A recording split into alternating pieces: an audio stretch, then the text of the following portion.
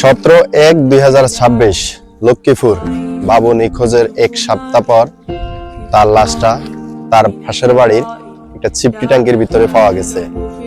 লক্ষ্মীপুর বিচার বিভাগের কাছে একটা কথাই জানাতে চাই যে বাবুকে যারা এই খুনের সাথে জড়িত, যারা এই খুনটা করছে, তাদেরকে অবশ্যই আইনের আয়ত্তে তাদেরকে অবশ্যই যেন তাদের ফাঁসি হয়। শুধু আমাদের না, আমাদের সকলেরই এটার আবদার যেন এই খুন অবশ্যই এই খুনটার যেন ফাঁসি হয়, এই বাবুর খুনের অবশ্যই যেন ফাঁসি হয়। আর কারণ বাবুর ফ্যামিলি বুঝতেছে যে বাবুকে হারানো কতটা যন্ত্রণা, তার মা বুঝতেছে একটা ছেলে হারানো কতটা যন্ত্রণা, তার বাবা বুঝতেছে যে তার ছেলে হারানো কতটুকু যন্ত্রণা। তাই আমরা অবশ্যই লক্ষ্মীপুর আইন বিভাগ, বিচার বিভাগের কাছে এটাই আমাদের আবেদন যে অবশ্যই যেই কিছুর বিনিময়ে হোক এই খুনটার যেন সুস্থ তদন্ত হয়ে অবশ্যই এই খুনটার বিচার হয়।